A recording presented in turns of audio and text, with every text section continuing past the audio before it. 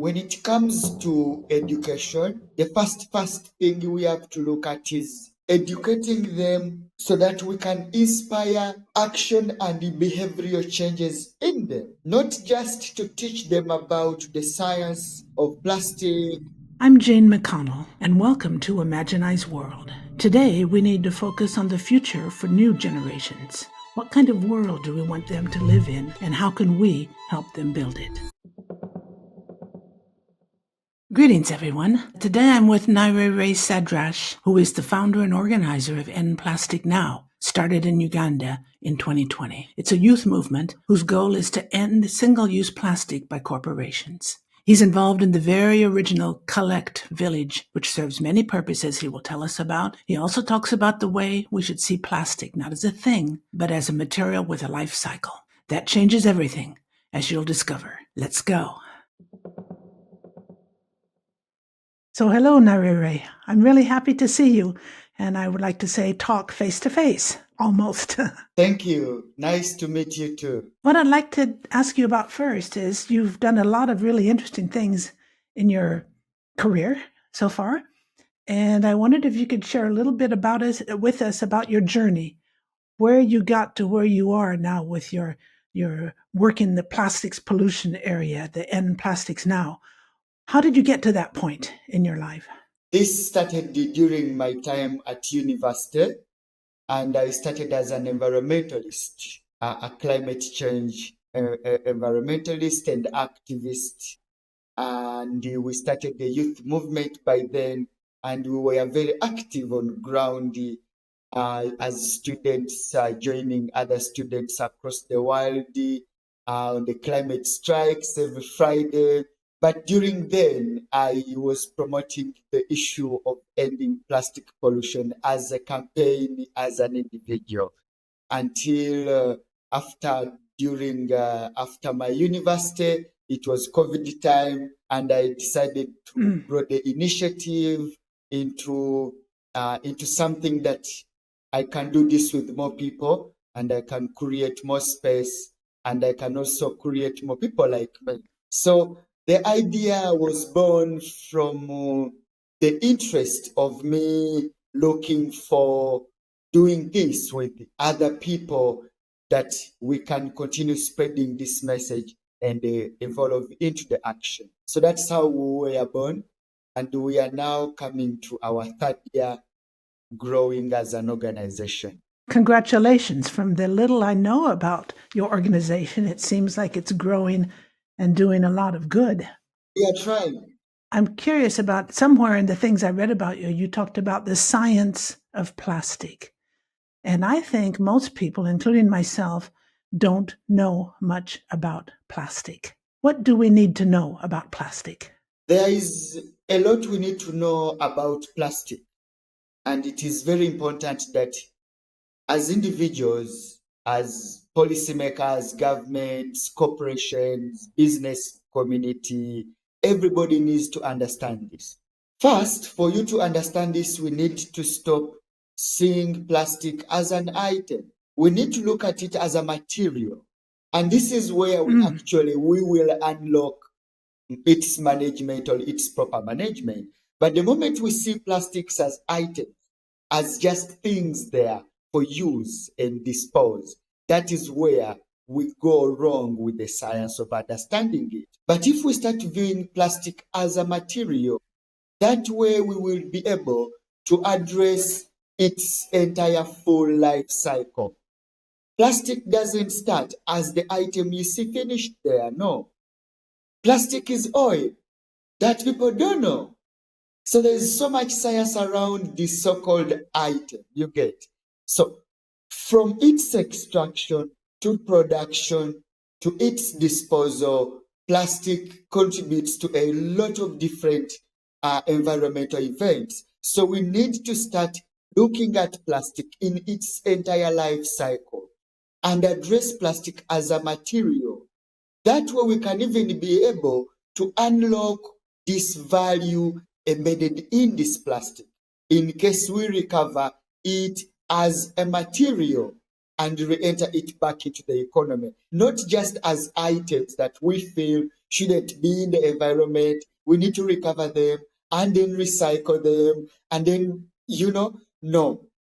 We need to start looking at plastic as a material in its form and address it in its entirety. Most of plastic, almost 99%, is made of fossil fuels extracted from the so-called gases and the oils of this world. So oil industry and the petrochemical industry are the first industries you have to look at if you're to understand the making of this material. Then you come to the polluters themselves. Coca-Cola does not make the resin that makes the bottle, but it buys the resin from whoever makes it so that it can make a PET bottle, it can make a high density plastic bottle, it can make a harder, it can make all the materials other companies that we normally focus on make. But from the start of the plastic problem chain are the oil industry, and then we come to the petrochemical industries, and then we come to the bottlers and all these people that are using it as packaging, that are using it to deliver their products. And then it comes to us, the consumers, and then how we handle it, and then how it aids the environment. So it's very important to view this so-called item as a material. That's the first science of this plastic. Number two, we are looking at its harm. People don't understand the extent of harm plastic causes, not only to the environment, but to the human body in its nature. Plastic has been found to have reached so much that it is in our blood, it is going through our veins, we are consuming it through the foods we eat, through the drinks we take, through the water we consume. So it's almost everywhere. And people have to unlock this knowledge. People have to understand what is happening. So this science is there and it is proved right. And it is happening right now. I will give you more examples of what's happening in my local communities around in my country. We have rivers like River Panga, which is flowing with plastic. And on the end of the river, where the plastic actually is almost gathering and forming that sludge as it is trying to, mix up with the water. Cows are drinking, goats are drinking, people are fetching water for domestic use at home. What are they taking? Embedded in this water, microplastics, because plastic doesn't decompose, it breaks down to form smaller particles. The science of plastic going into the environment has been spread so fast. So wide, I don't have to say so much about this. Plastic is in our rivers, plastic is in our lakes, plastic is almost everywhere, littered almost everywhere in our environment. So that science only, people, it's visible to everybody that plastic waste actually and waste in general has created the world's biggest visible problem that human beings have contributed to, and we cannot deny that as human beings. So we have to make sure that we address this science. And also what people can do. Well, we'll go into more detail about what people can do, but what you described, plastic as a material, is a completely different way of seeing plastic. And can you get that message across to like big corporations? Do they understand that? We are trying to, first of all, focus them to more underlying issues of plastic waste, such that they can focus more on this science and they can themselves contribute the data that we can use to hold them accountable as we continue doing our brand audits.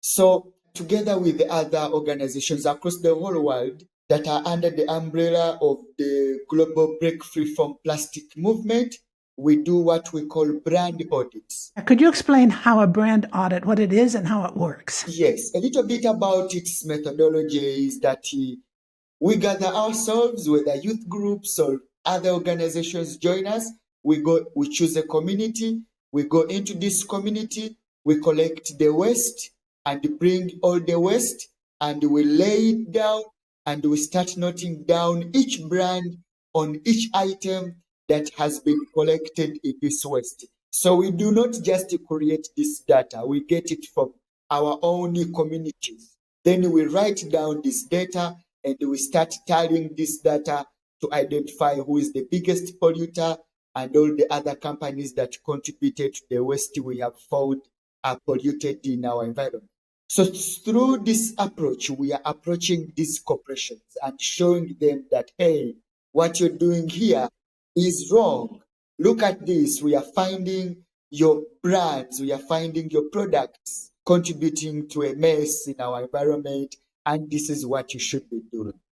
Another way we are looking at is that we have gone further to start calculating their contributions, how far that their contributions to destroying the environment are. An example I'll give you, we have released the data on through the Break Free from Plastic Global Movement. There is data on how much Coca-Cola produced in a certain year and how much is this an equivalent, what is the equivalent of the amount it has produced to maybe greenhouse gas emission. So if you produce much of this plastic, you are emitting much of these greenhouse gas emissions, because we have realized that plastic, I have mentioned before, that from its extraction to its disposal, all that chain contributes directly to climate change. And companies are focusing on litter, are focusing on keep your country clean, are focusing on greenwashing their image, trying to claim that they contribute so much to the environment, yet they are contributing to destroying the environment. What about the circular economy? Companies talk about that, and people talk about the circular economy as a means of justifying producing plastic, among other things. Does that make sense to you? Circular economy, yes, makes sense. If we can have a circular economy designed where these items don't get out of the loop. The only challenge we have is that most of the current circular economy model is at one point, the item gets out of the loop and it has to be discarded because it can't make more rounds through to serve its purpose. For us here, what we are doing and the part of what we are implementing in local communities is the zero waste economy or the zero waste model. With zero waste here, you have the community playing part of recovering the material right at home state, at home level, whereby people are practicing waste segregation. The problem is not that the product can't be circular. The problem is poor waste management is what we have realized in local communities. So if we can address whereby products are being bought, consumed, and they are neatly segregated away from being mixed with other waste, and then also the organic waste is being segregated and separated from the plastic waste, there we can have a full functional circular economy. But the circular economy cannot function if we neglect having homes, having communities, having the local people, the local consumer practice waste segregation. Then we are doomed to have a problem. Because the challenge we are facing right now is poor waste management across the entire chain of the waste you get. So it has to be that people have to practice segregating this waste and separating it. Then it can be collected safely, and then it can be sorted for further to be offered further functionality and go and taken back, re-entered back into the economy through other processes. Is that part of what Kollekt Village is designed to do? Yes, what we are doing is that with our partners, the Global Alliance for Incinerator Alternatives and the Break Free from Plastic Movement, we are getting support to develop this zero waste model, like I have told you. So an idea came to us that we should build a material recovery facility for these materials that will be recovered from the communities around the facility. And also we wanted to construct this place to act as our home as an organization, but also offer a center for learning for the community. We have a space where people can come and we teach them about this zero waste model, and they can go back and they practice. Soon we are going to be hosting schools, researchers, journalists, and people that are looking at covering local stories and how waste management at local level can unlock a community to thrive. Because with this model, we are creating jobs, we are enabling people to earn an income through the waste that they recover. So the facility is here to help the community grow, but also act as a center for operating and also for implementing our zero waste model. And we welcome everybody. This is going to be our home. We will shift this office to the same space. We are going to have a resource center. It's going to be a fun packed place. We will be welcoming everybody to come and learn, but also look at a real practical demonstration of what waste management practically means and what zero waste in practical is. You're making it real for people by creating this what you call the Kollekt Village. The idea is you're bringing the problem and the solution right to the local community. I think that's very interesting. Something I learned in reading about your work is you talk about toys. I had never ever thought about toys being such a problem for plastic pollution.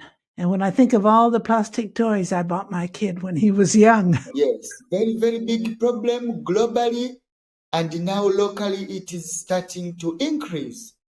Globally, we have seen that there is, production of a lot of items on special days like Christmas.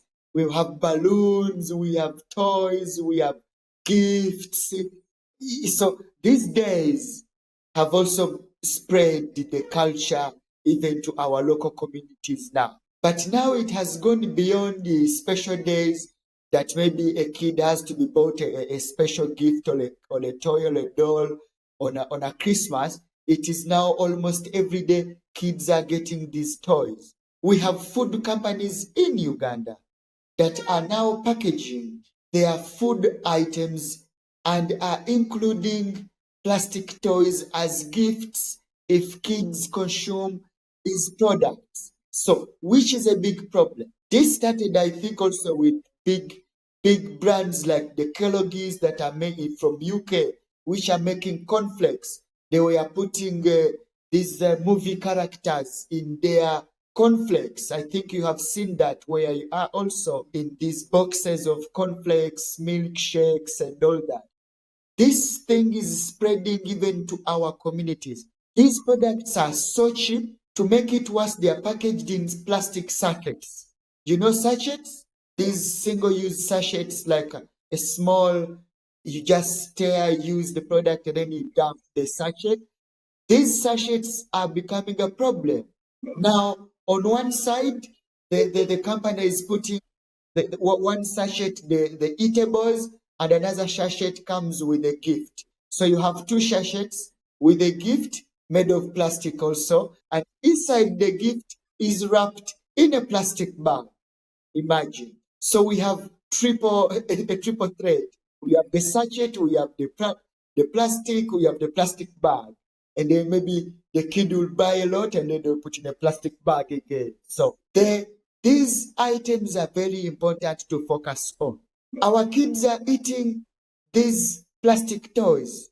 We have found the plastic toys where kids have been putting them in the teeth. They have been a bit rubbed on, and it can be visibly seen that someone was trying to chew on this item. If kids continue chewing on these plastic items, they are getting sick with this plastic because they ingest those micro particles that they scratch off these items.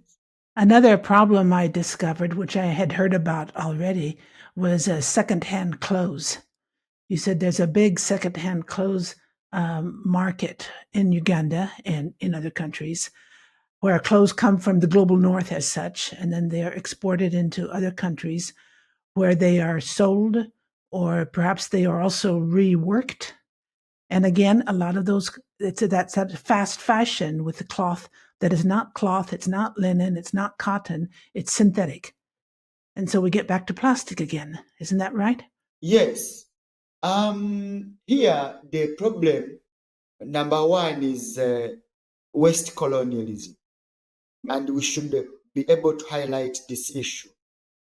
West colonialism is whereby we have one country exporting its waste to another country. So we have practices of big developed countries in the Europe, the UK, the so-called giants of this world in the global north, ramping up their waste because they cannot use these clothes anymore. You can't put it on anymore. You bought it. It's fast fashion when it is in the UK.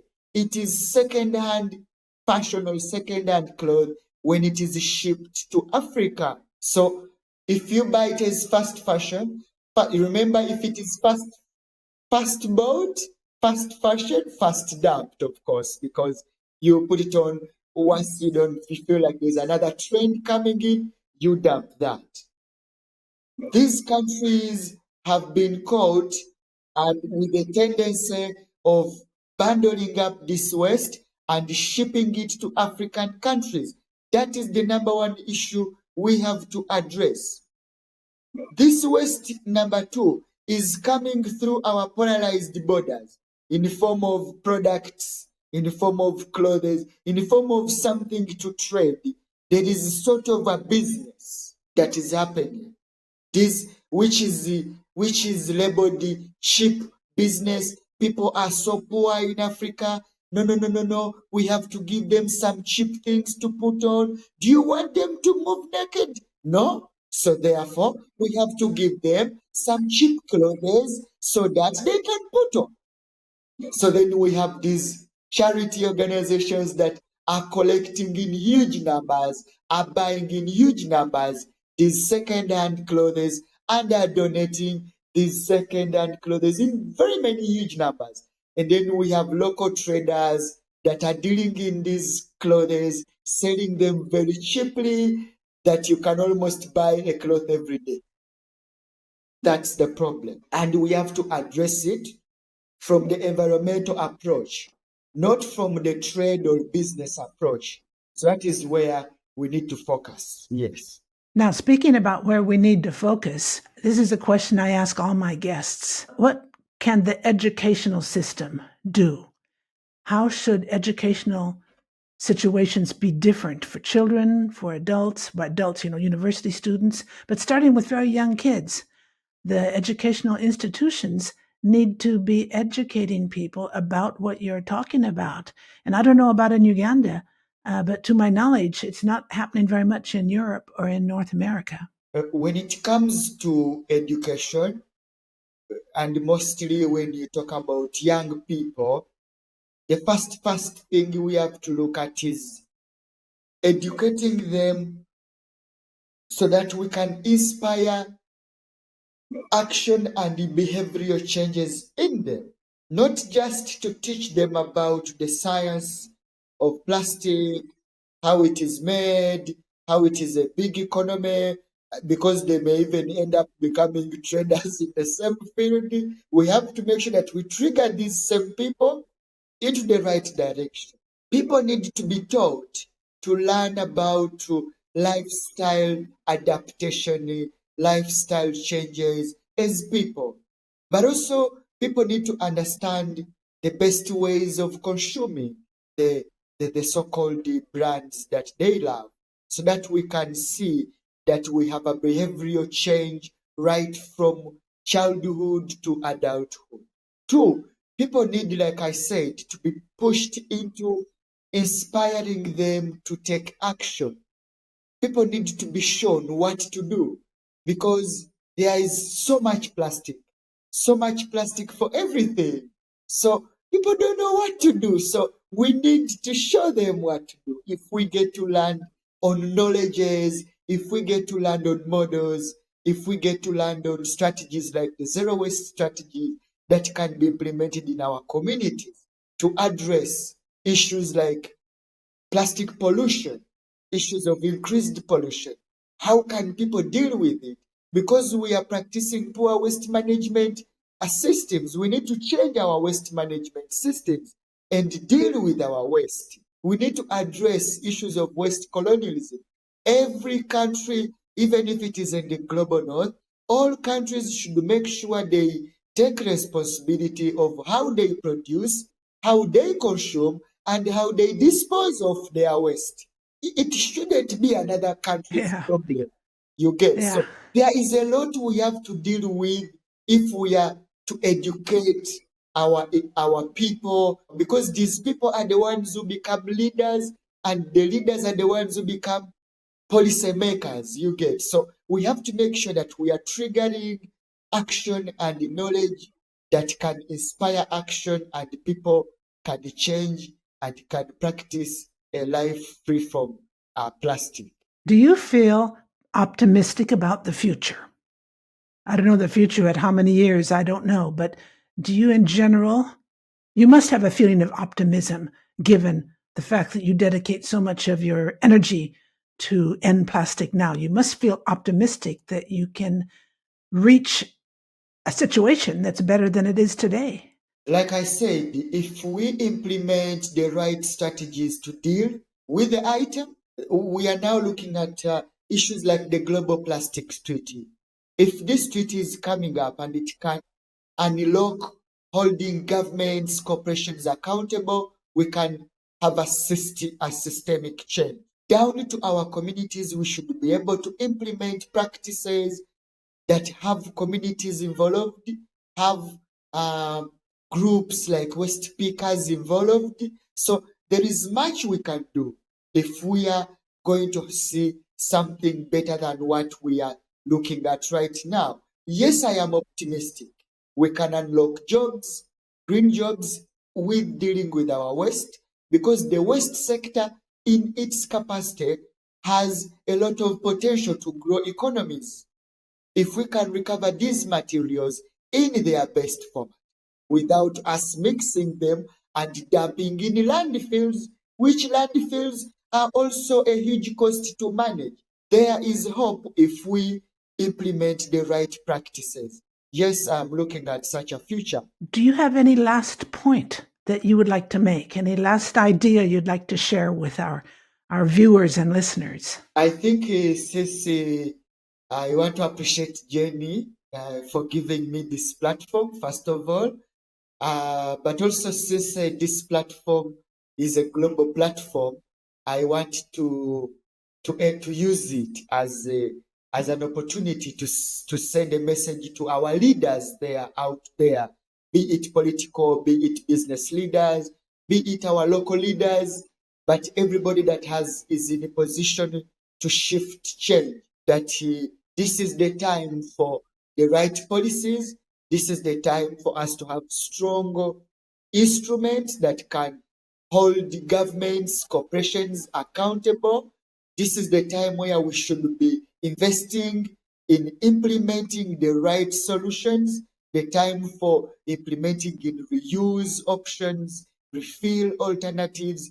This is the time we should be empowering our young people to innovate, to solve the problems that our communities are facing. So this is the time that everybody should be taking action. Thank you. And that's fantastic, what you just said. And I feel like I've always been struck since I discovered your organization by the title of End Plastics Now. The fact that now is part of the title. I think that's a very strong part of the message that you just now communicated. Thank you very much. You have an incredible energy and enthusiasm that really comes across well. And I think that's powerful. And I think people who listen to the podcast or who view it on YouTube, your messages will come across very strongly. So thank you very much. Appreciate Jane. Thank you very much. Appreciate you for the platform.